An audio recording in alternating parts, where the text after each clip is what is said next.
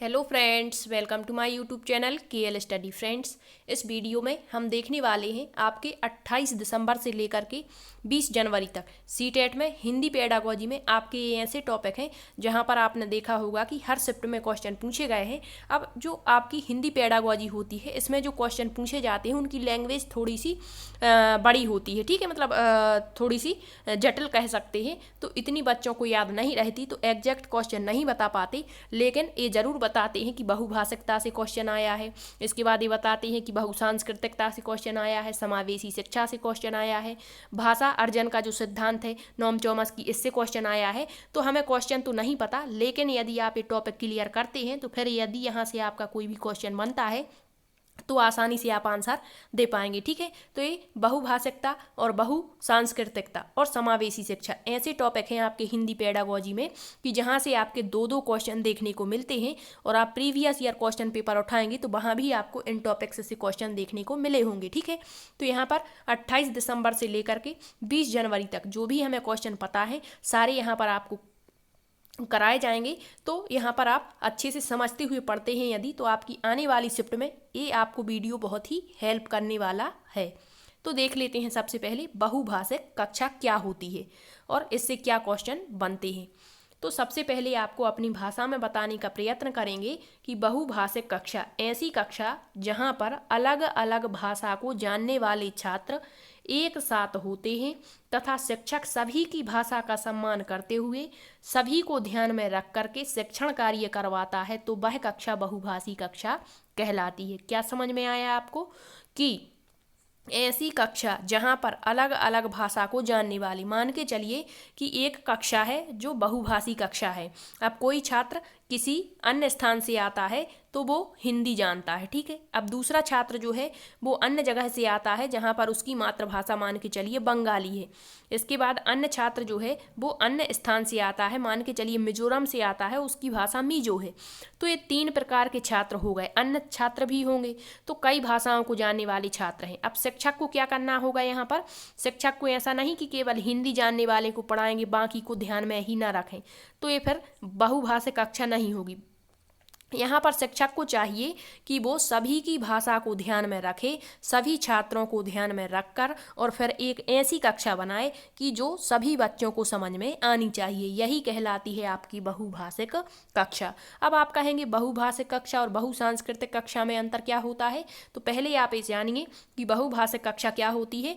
तो बहुभाषिक कक्षा जहाँ पर अलग अलग भाषा को जानने वाले छात्र पढ़ते हैं और शिक्षक जो होता है सभी की भाषा को ध्यान में रखते हुए सभी का शिक्षण कार्य करवाता है, तो वही आपकी बहुभाषिक कक्षा होती है।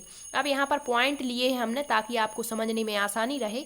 तो अलग अलग भाषा को जानने वाले छात्र होते हैं, ना कि अध्यापक। अध्यापक तो सभी की भाषा को समझता होगा, ठीक है, क्योंकि अध्यापक को अपने शिक्षण क्षेत्र में पूर्ण प्रशिक्षित होना चाहिए। तो यहाँ पर क्या होता है बहुभाषी। अब पूछ लेगा कि बहुभाषी कक्षा के संबंध में एक असत्य कथन बताइए या फिर सत्य कथन बताइए, ठीक है। तो अलग अलग भाषा को जानने वाले छात्र यहाँ पर होते हैं। नेक्स्ट पॉइंट है, अध्यापक को बालक की भाषा का सम्मान करना है, चाहे वो किसी भी भाषा को जानता हो, उसको ध्यान में रख करके ही शिक्षण कार्य करवाना है, ठीक है। नेक्स्ट है, अध्यापक को बालकों की जिज्ञासा को हथियार के रूप में प्रयोग करें। मतलब बालक के अंदर यदि कोई जिज्ञासा है, किसी कार्य को वो करना चाहता है या कोई प्रश्न पूछना चाहता है, तो उसकी जिज्ञासा को दबाना नहीं है, शांत नहीं करना, बल्कि उसको उत्सुक बनाना है, प्रेरित करना है कि वो अधिक से अधिक प्रश्न यहाँ पर पूछ सके, ठीक है। नेक्स्ट है, प्रारंभ में जो होता है ये इम्पोर्टेंट फैक्ट है, पूछ लेता है बहुभाषी कक्षा के बारे में सत्य कथन बताइए या फिर असत्य कथन कौन सा है। तो जो बहुभाषी कक्षा होती है वो प्रारंभ में चुनौतीपूर्ण होती है। कब प्रारंभ में चुनौतीपूर्ण होती है, किसके लिए, शिक्षक के लिए। लेकिन बाद में जो शिक्षक होता है वो सभी की भाषाओं का सम्मान करते हुए और एक ऐसी कक्षा बनाता है जिसमें सभी को फायदा होता है, ठीक है। नेक्स्ट है, बहुभाषिक कक्षा का प्रयोग अध्यापक एक संसाधन के रूप में करता है, ठीक है। तो ये कुछ फैक्ट ऐसे हैं जो आपके एग्जाम्स में हूबहू देखने को मिल जाते हैं। तो बहुभाषिक कक्षा में जो है अध्यापक इसका प्रयोग जो है वो एक संसाधन के रूप में करता है। नेक्स्ट है बहुभाषिक कक्षा का वातावरण शिक्षक और छात्र दोनों के अनुकूल होना चाहिए, ना कि प्रतिकूल। कहीं भी आपको शब्दों पर गौर करना है, आपके ऑप्शन में देखने को मिल जाएगा कि बहुभाषिक कक्षा का वातावरण छात्रों के प्रतिकूल होता है, तो ये गलत रहेगा क्योंकि छात्रों के अनुकूल होता है। ठीक। नेक्स्ट है बालक को उनकी मातृभाषा में कविता कहानी कहने के अवसर शिक्षक को उपलब्ध करवाने चाहिए, ताकि बालक जो है अपनी भाषा में अपनी बात कह सके, कहानी कह सके और उसकी भाषा का सम्मान भी हो सके। ऐसा नहीं होना चाहिए कि केवल एक भाषा को वहाँ पर पढ़ा दिया, बाकी अदर जो भाषाएं होंगी उनको दबा दिया, उनको गौर ही न करें उन पर। ठीक है, तो ऐसा नहीं होना चाहिए, सभी की भाषा का सम्मान किया जाना चाहिए। और हो सकता है कि किसी मान के चलिए बंगाल के माता पिता हैं, तो उसके माता पिता अपने हिंदी भाषी क्षेत्र में आए, तो उसका बालक जब विद्यालय पढ़ने जाएगा तो वो हिंदी तो जानेगा नहीं, वो जानेगा बंगाली, क्योंकि उसकी मातृभाषा क्या है, बंगाली है। और हमारे यहाँ के बालकों की मातृभाषा हिंदी होगी। ठीक है, हिंदी होगी, तो दोनों का सम्मान करके एक ऐसी कक्षा तैयार की जाए जहां दोनों को ही फायदा मिले, तो यही होती है आपकी बहुभाषिक कक्षा। नेक्स्ट है यह एक संसाधन है लेकिन प्रारंभ में शिक्षक के लिए चुनौती होती है। ठीक है, तो संसाधन के रूप में प्रयोग करेगा, लेकिन प्रारंभ में शिक्षक के लिए चुनौती होती है, लेकिन बाद में जब हर बालक को ध्यान में रख करके शिक्षण कार्य करवाया जाता है तो फिर ये चुनौतीपूर्ण नहीं रहती, बल्कि एक संसाधन के रूप में कार्य करने लगती है।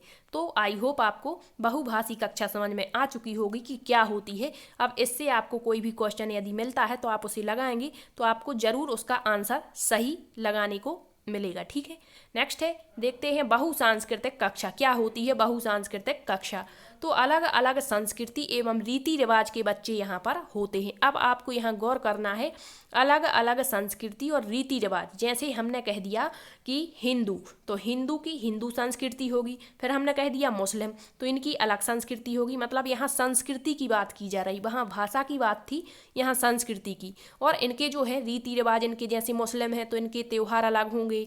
ठीक है, इनका खान पान अलग होगा, इनका पहनावा अलग होगा। इसी प्रकार से जैसे हिंदू हैं तो उनका खान पान अलग होगा, ईसाई हैं उनका धर्म अलग होगा। ठीक है, तो जहाँ पर अलग अलग संस्कृति और रीति रिवाज के बच्चे होते हैं, ना कि संस्कृति के बच्चे। ठीक है, यहाँ पर ये बात नहीं कि संस्कृति के बच्चे होंगे अलग अलग, यहाँ पर बात करी जा रही है उनके रीति रिवाजों की। ठीक है, तो यहाँ पर क्या करना है कि सभी की संस्कृतियाँ, सभी के रीति रिवाजों को ध्यान में रखते हुए एक ऐसी कक्षा तैयार करना जहाँ पर सभी की संस्कृति का, सभी के रीति रिवाजों का सम्मान किया जाए, वो होती है हमारी बहुसांस्कृतिक कक्षा।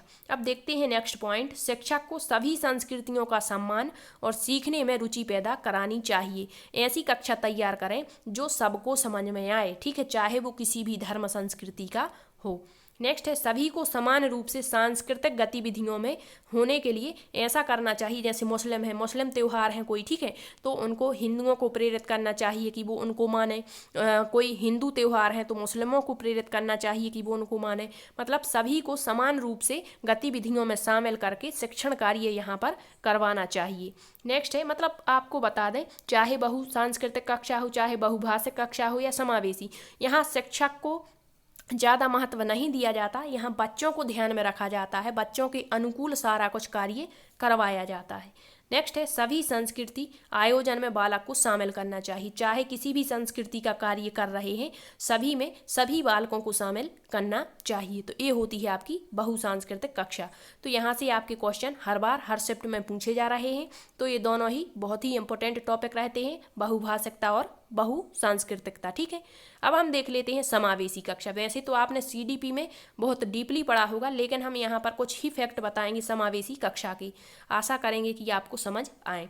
तो समावेशी कक्षा सबसे पहले अपने शब्दों में बताने का प्रयत्न करें कि चाहे आपके सामान्य बालक हों और चाहे हों विशिष्ट बालक, सामान्य प्लस विशिष्ट। अब आपको बता दें, सामान्य बालक तो एक ही शब्द में सामान्य बालक होंगे, ठीक है, लेकिन जो विशिष्ट बालक होते हैं वो क्या कहलाते हैं, तो विशिष्ट बालक में आपके सभी बालक आ जाते हैं। जैसे मंदबुद्धि बालक हो गए, ठीक है, इसके बाद पिछड़े हुए बालक हो गए, इसके बाद आपके पिछड़े बालक के बाद में आपके जैसे उच्च क्षमता वाले बालक हो गए, इसके बाद आपके समस्यात्मक बालक हो गए, ठीक है, इसके अलावा वंचित बालक हो गए। सभी ये किसके अंतर्गत आएंगे, आपके समावेशी शिक्षा में। ठीक है, अब यहाँ पर जो आपके सामान्य बालक हैं और विशिष्ट बालक हैं, इनको साथ साथ में ही एक समान शिक्षा प्रदान की जाती है, वही होती है आपकी समावेशी कक्षा। लेकिन जो विशिष्ट बालक होते हैं उनको शिक्षा तो सामान्य बालकों के साथ में दी जाती है, लेकिन जहाँ पर उनको कठिनाई होती है वहाँ अतिरिक्त सुविधाएं इनको प्रदान कर दी जाती हैं। ठीक है, अब देखते हैं समावेशी कक्षा में शिक्षक की क्या भूमिका होनी चाहिए। तो समावेशी शिक्षा में भाषा सीखने के लिए बालक में रुचि उत्पन्न करने वाला टीचर होना चाहिए, ताकि वो हर बालक की रुचि अपने शिक्षण कार्य में उत्पन्न कर सके, ताकि बच्चे अधिक से अधिक यहाँ पर सीख पाएँ। नेक्स्ट है शिक्षक को पूर्ण प्रशिक्षित होना चाहिए, मतलब अपने विषय का पूर्ण रूप से ज्ञान बालक शिक्षक को होना चाहिए, ताकि बालकों को वो समझ सके और उनको समझा सके। नेक्स्ट है शिक्षक को खेल, कहानी, कविता और पाठ्य सहगामी क्रियाएं। अब केवल यहाँ पर रटंत प्रणाली नहीं, बल्कि पाठ्य सहगामी क्रियाओं से मतलब है कि हर कौशल यहाँ पर बालक को देना चाहिए। जैसे यहाँ पर जैसे कह दिया कि खेल कूद, ठीक है, तो ये पाठ्य सहगामी क्रियाएं होती हैं। अन्य प्रोजेक्ट कार्य बता दिए, अन्य क्रियाएं करवा दी, ठीक है, पढ़ने के साथ साथ, तो इनका भी ज्ञान होना चाहिए। नेक्स्ट है अधिक से अधिक गतिविधियां बालकों से करवाना चाहिए। समावेशी कक्षा में किसी बालक को अलग से मदद नहीं करनी है, इसमें अन्य बालकों में हीन भावना उत्पन्न होती है, बल्कि पढ़ाना तो सभी को साथ में है, लेकिन यदि कहीं बहुत ही प्रॉब्लम है तो फिर उसको वहाँ अतिरिक्त सुविधा दी जाती है।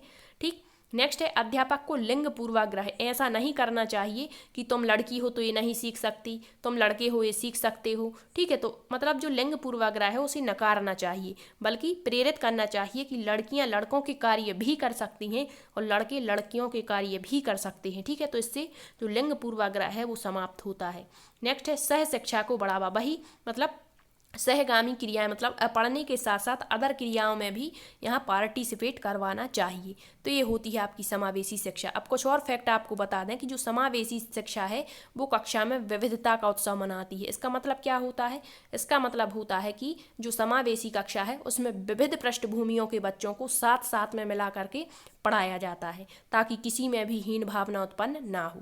नेक्स्ट है जो समावेशी कक्षा होती है, यह इससे क्या होता है, बच्चों की हीन भावना समाप्त हो जाती है और बच्चों में पढ़ने में रुचि जागृत होती है। ठीक है, और समावेशी शिक्षा जो होती है इसमें हमें हमारे जो धर्म है, संस्कृतियां हैं, सभी को मतलब अधिक से अधिक यहाँ पर ज्ञान देना चाहिए इनका, ताकि बच्चे आत्म प्रेरित हो सके कार्य करने के लिए।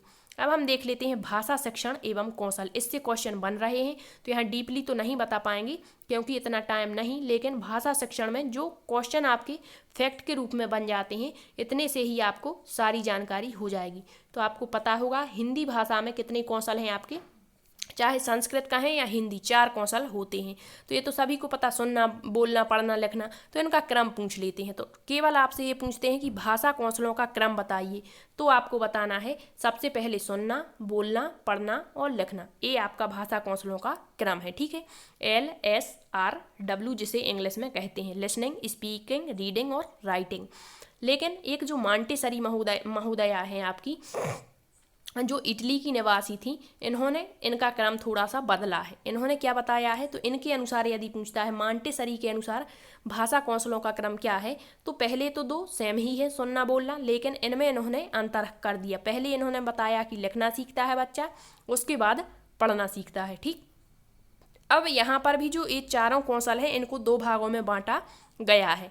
तो कौन कौन से हैं, एक आपकी शायद यहाँ पर 9 जनवरी फर्स्ट शिफ्ट में क्वेश्चन पूछा गया है कि अभिव्यक्तात्मक कौशल कौन कौन से होते हैं। ठीक है, तो अभिव्यक्त का मतलब होता है कि जिससे हम अपने भावों और विचारों को व्यक्त करते हैं किसी के सामने, तो वो कौशल कौन से होते हैं। तो एक तो हम किसी भी चीज़ को यदि व्यक्त करना है तो बोल करके करेंगे या फिर लिख करके करेंगे। ठीक है, सुन करके और पढ़ करके तो हम व्यक्त नहीं करते। तो यही होता है अभिव्यक्तात्मक कौशल, अर्थात अपने विचारों को या अपनी बात को किसी के सामने हमें व्यक्त करना है तो बोल करके करेंगे या लिख करके करेंगे।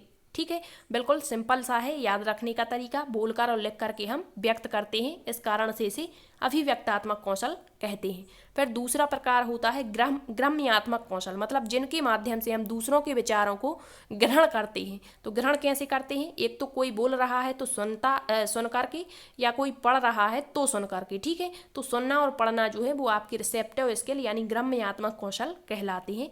ये दोनों आपने याद रखना है। अब देखते हैं कुछ इनके बारे में, पूछ लेते हैं भाषा शिक्षण कौशल के संबंध में कौन सा कथन असत्य है या सत्य है। तो बता दें कि जो 4 कौशल हैं आपके, सुनना, बोलना, पढ़ना और लिखना, ये एक दूसरे से अंतः संबंधित होते हैं। ठीक है, यदि कोई सुन रहा है तो जरूर कोई बोल रहा होगा, तभी तो वो सुन रहा है। ठीक है, ऑटोमेटिकली तो सुनेगा नहीं, मतलब एक दूसरे से संबंधित है। ठीक है, नेक्स्ट है यहाँ पर, इनका विकास जो है वो क्रमिक ढंग से नहीं होता। क्रमिक ढंग का मतलब होता है, ऐसा नहीं है कि कोई बालक पहले पढ़ना ही सीखेगा इसके बाद लिखना सीखेगा। हो सकता है पहले बालक लिखना सीख जाए फिर पढ़ना सीखे। ठीक है, हो सकता है कोई पहले बोलना सीखे फिर सुनना सीखे, या हो सकता है पहले कोई सुनना सीखे इसके बाद बोलना, मतलब इनका क्रमिक ढंग से विकास नहीं होता है। ये इंपॉर्टेंट फैक्ट है, याद रखिए। डायरेक्ट क्वेश्चन पूछ लेते हैं कि कौन सा भाषा कौशल के संबंध में सत्य नहीं है। ठीक है, तो एक दूसरे से हैं तो अंतः संबंधित, लेकिन इनका जो क्रमिक विकास है वो सही ढंग से मतलब नहीं होता है, क्रमिक ढंग से इनका विकास नहीं होता है। ठीक है, नेक्स्ट है, चारों कौशल व्यक्ति सापेक्ष होते हैं। व्यक्ति सापेक्ष का मतलब होता है कि व्यक्ति जिस पर ज़्यादा फोकस करेगा वो ज़्यादा विकसित हो जाएगा कौशल। ठीक है, हो सकता है कोई लिखने पर ज़्यादा जोर करे तो बहुत अच्छा लिख सकता है। ठीक है, कोई बोल सकता है बहुत अच्छा, तो जिस पर ज़्यादा जोर देगा व्यक्ति वही कौशल ज़्यादा विकसित हो जाता है। तो यही कहलाता है कि कौशल जो है वो व्यक्ति सापेक्ष होते हैं, व्यक्ति पर डिपेंड होते हैं। नेक्स्ट है, लिखना व पढ़ना एक एक करके सीखे जाते हैं। ठीक है, ऐसा नहीं होगा कि लिखना और पढ़ना साथ में ही सीख लें। ठीक, तो एक कम अंतः संबंधित होते हैं। कौन कौन से कौशल? लिखना और पढ़ना कौशल कम अंतः संबंधित है, लेकिन आपका जो सुनना और बोलना कौशल होते हैं ये अधिक अंतः संबंधित होते हैं। यदि कोई बोल रहा है तो जरूर ही कोई सुन रहा होगा, तभी तो वो बोल रहा है। ठीक है, तो ये ज़्यादा अंतः संबंधित होते हैं। तो इतना आपको भाषा कौशल के बारे में याद रखना है। ठीक, अब हम देखते हैं भाषा शिक्षण सूत्र। कभी कभी पूछ लेते हैं कि कौन सा भाषा शिक्षण का सूत्र नहीं है, तो इनका क्रम याद रखिए कि कौन ज्ञात से अज्ञात होता है या अज्ञात से ज्ञात होता है, सरल से कठिन होता है या कठिन से सरल होता है। तो इनसे क्वेश्चन बन जाता है। तो शिक्षण सूत्र कहलाते क्या है? तो शिक्षण सूत्र वे सूत्र जिनसे शिक्षण को सरल, रुचिकर और सुगम बनाया जाता है। यहाँ शिक्षण की बात की गई है कि शिक्षण को सरस, रुचिकर और सुगम बनाना है, ना कि यहाँ पर बच्चों में रुचि पैदा करना भी है। लेकिन यदि ऐसा ऑप्शन है कि बच्चों को मनोरंजन देने के लिए शिक्षण सूत्रों का प्रयोग किया जाता तो गलत होगा। मनोरंजन के लिए किसी भी कार्य विधि को नहीं अपनाया जाता। ठीक है, वो तो शिक्षण कार्य को सरल, रुचिकर बनाने के लिए, ताकि बच्चे आसानी से सीख पाएं, इस कारण से शिक्षण सूत्रों का प्रयोग किया जाता है। तो हिंदी शिक्षण के सूत्र क्या होते हैं? तो पहला होता है ज्ञात से अज्ञात, मतलब पहले बालक को जिसका ज्ञान होगा वो चीज़ें सिखाई जाएंगी, इसके बाद उसको अज्ञात चीज़ों के बारे में बताया जाता है। जैसे एग्जाम्पल है कि बच्चा अपनी मातृभाषा को समझता है तो पहले उसे मातृभाषा का ज्ञान देंगे, जब उसे ये चीज़ ज्ञात हो जाएगी तो फिर अन्य भाषाएं जैसे जो अज्ञात है, राजभाषा क्या होती है, राष्ट्रभाषा, तो इनका ज्ञान दिया जाएगा। यही होता है ज्ञात से अज्ञात। नेक्स्ट है सरल से कठिन, मतलब पहले बालक को सरल चीज़ें जो बालक जानता है, ठीक है, इसके बाद कठिन चीज़ों को बताया जाता है। तो एक शिक्षण सूत्र होता है ज्ञात से अज्ञात, दूसरा सरल से कठिन। नेक्स्ट है स्थूल से सूक्ष्म की ओर। स्थूल का मतलब होता है बड़ा और सूक्ष्म मतलब छोटा। तो पहले बालक को संपूर्ण चीज दिखाई जाती है, ठीक है, जब वो संपूर्ण चीज को देख लेता है तो फिर उसके सूक्ष्म पार्ट यानी छोटे छोटे अंगों को बताया जाता है। तो जैसे मान के चलिए यहाँ एग्जाम्पल है, पहले बालक को किसी भी जानवर का पूरा चित्र दिखाया जाएगा, ठीक है, जैसे हाथी है तो उसका पूरा चित्र दिखा दिया कि ये हाथी है, फिर उसके छोटे छोटे अंग मानी सूक्ष्म चीज़ों को बताएंगे कि इसके कान इस कारण से उपयोगी होते हैं, इनका कार्य ये होता है, ठीक है। तो स्थूल से सूक्ष्म की ओर। नेक्स्ट होता है पूर्ण से अंश, वही बात है, स्थूल से सूक्ष्म का है या पूर्ण से अंश। पहले पूर्ण चीज का ज्ञान कराया जाएगा, उसके बाद एक एक अंश यानी छोटी छोटी चीज़ों का ज्ञान करवाया जाता है। नेक्स्ट विशेष से सामान्य की ओर। विशेष से सामान्य का मतलब होता है विशेष आपके उदाहरण होते हैं और सामान्य होते हैं नियम। तो पहले आपको बहुत सारे उदाहरण दिखाए जाएंगे, इसके बाद उसका नियम बताया जाएगा। तो ये आगमन विधि पर आधारित है। तो विशेष से सामान्य की ओर। नेक्स्ट है मनोविज्ञान से तर्क की ओर। मनोविज्ञान क्या कहलाती है? तो इससे बच्चों में रुचि, इच्छाएं, जिज्ञासा, अभिवृत्ति, अभियोग्यताएं आती हैं, इससे तर्क बालक निकाल सकता है। नेक्स्ट विश्लेषण से संश्लेषण की ओर। संश्लेषण और विश्लेषण में अंतर क्या होता है? तो विश्लेषण में पार्ट्स को तोड़ा जाता है जबकि संश्लेषण में जोड़ा जाता है। और नेक्स्ट होता है आगमन से निगमन की ओर। तो इतने ये हिंदी शिक्षण के सूत्र होते हैं जिन्हें आपको याद रखना है। इनका क्रम पूछ लेते हैं कि कौन सा भाषा शिक्षण सूत्र का क्रम नहीं है, ठीक है। अब देखते हैं नोम चॉम्स्की के भाषा विकास का सिद्धांत। इससे सीटेट में हर शिफ्ट में आपका 1 से 2 क्वेश्चन देखने को मिल रहे हैं। तो सबसे पहले नोम चॉम्स्की महोदय जो हैं इन्होंने भाषा विकास का सिद्धांत दिया है, ये सभी को पता है, ठीक है। अब इनकी थोड़ी सी बेसिक जानकारी हम देखते हैं कि इनका जन्म कब हुआ था। तो इनका जन्म 7 दिसंबर सन 1928 फिलाडेल्फिया अमेरिका में हुआ था। चोम्स्की एक दार्शनिक, राजनीतिज्ञ, लेखक और भाषा वैज्ञानिक हैं। इनके सिद्धांत के नाम पूछ लेता है तो इन्होंने भाषा अर्जन का सिद्धांत दिया है। अभी क्या कहलाता है आगे हम देखेंगे। भाषा विकास का सिद्धांत, इसी को कहते हैं जेनेरेटिव ग्रामर का सिद्धांत, सार्वभौमिक व्याकरण का सिद्धांत या यूनिवर्सल ग्रामर थ्योरी जिसे कहते हैं, सतही और गहरी संरचना का सिद्धांत, सार्वभौमिक भाषा का सिद्धांत। तो इनका एक एक टर्म हम अभी सिद्धांत के माध्यम से कवर करेंगे। तो सबसे पहले चोम्स्की महोदय ने कहा है कि जो भाषा अर्जन है वो जन्मजात होता है। तो कभी भी आपको ऐसा ऑप्शन मिल जाए कि भाषा जन्मजात होती है तो गलत होगा, क्योंकि ऐसा कभी इन्होंने कहा ही नहीं। इन्होंने तो कहा है कि भाषा अर्जन जन्मजात होता है। पूछ लेता है भाषा अर्जन यंत्र के बारे में किस मनोवैज्ञानिक ने बताया है, तो वो आपके चोम्स्की महोदय हैं। अर्थात बालक में भाषा सीखने की क्षमता जन्मजात होती है, ना कि भाषा जन्मजात होती है, ठीक है। नेक्स्ट है चोम्स्की के अनुसार बालक में भाषा ग्रहण करने की जन्मजात प्रवृत्ति होती है, जिसे इन्होंने भाषा अर्जन यंत्र कहा है। आपके 1 शिफ्ट में पूछा गया था LAD का फुल फॉर्म क्या होता है। तो LAD का फुल फॉर्म होता है लैंग्वेज एक्विजिशन डिवाइस, और ये टर्म किसका है, हमारे नोम चोम्स्की का। इसे हिंदी में कहते हैं भाषा अर्जन यंत्र, ठीक है। तो जो भाषा ग्रहण करने की प्रवृत्ति है वो बालक में कैसी होती है, जन्मजात होती है। इसी को नोम चोम्स्की ने भाषा अर्जन यंत्र कहा है। और इसका संक्रमण काल जो है, सबसे ज़्यादा संक्रमण काल है इसका जन्म से लेकर के 5 वर्ष तक। नेक्स्ट है इनका मानना है कि बालक जिस भाषा को सुनता है या अनुकरण करता है उसका ग्रामर ऑटोमेटिकली सीख जाता है, उसे अलग से सिखाने की ज़रूरत नहीं पड़ती। इस कारण से ही इस सिद्धांत को जेनेरेटिव ग्रामर की थ्योरी कहा जाता है। मतलब ऑटोमेटिकली ग्रामर को सीख जाता है, चाहे वो किसी भी भाषा की हो। इसी को इन्होंने जेनेरेटिव ग्रामर कहा है। फिर इन्होंने भाषा सीखने के 2 नियम बताए हैं। कौन कौन से नियम, तो एक सतही संरचना होती है मानव मस्तिष्क में और एक गहरी संरचना होती है। तो जो सतही संरचना है इसके द्वारा बालक किसको सीखता है, तो वाक्यों को, शब्दों को निर्माण करता है, जैसे बोलना, पढ़ना, लिखना इत्यादि। तो आपसे क्वेश्चन पूछता है कि नोम चोम्स्की के अनुसार बालक बोलना, पढ़ना और लिखना किस संरचना के तहत सीखता है, तो सतही संरचना। अब गहरी संरचना क्या होती है, तो इसके द्वारा बालक जो है, जो दिखाई नहीं देता हमें, जैसे भाव है, किसी के विचार हैं, तो उनको व्यक्त करता है किसके माध्यम से, गहरी संरचना के माध्यम से। अर्थात भाषा का ज्ञान यहाँ पर गहराई से प्राप्त करता है। तो यही है इनकी सतही और गहरी संरचना। अब नोम चोम्स्की का सार्वभौमिक भाषा का सिद्धांत क्या है, तो सार्वभौमिक देखते हैं। उन्होंने माना है कि प्रत्येक मानव शिशु में व्याकरण की संरचनाओं का एक अंतःनिर्मित या जन्मजात आनुवंशिक रूप से खाका होता है। वही बात है कि जब व्याकरण उसको सिखाई नहीं जा रही, वो ऑटोमेटिकली सीख रहा है, तो कैसे सीख पा रहा है, तो इन्होंने कहा कि वो इस कारण से सीख रहा है क्योंकि उसके दिमाग में पहले से ही, मतलब आनुवंशिक रूप से ही एक खाका बना हुआ है, ठीक है। जिसे बालक अपने वातावरण से, जब भी वह किसी वातावरण की वस्तु को देखता है तो वह उसे ऑटोमेटिकली अपने दिमाग में इसका संज्ञान हो जाता है कि ये चीज़ ए है, ठीक है। इसी को इन्होंने सार्वभौमिक व्याकरण की संज्ञा दी है।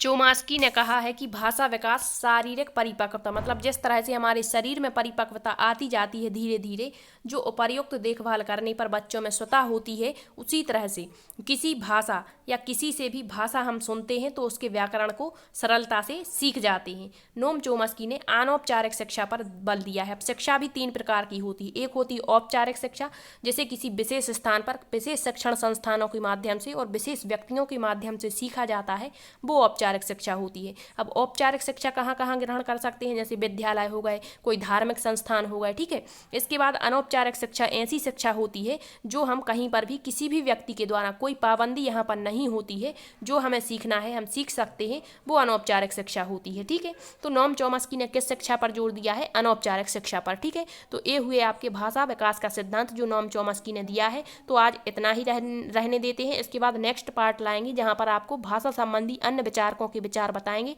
यदि आपको सेशन पसंद आया है तो शेयर जरूर करना। Thank you.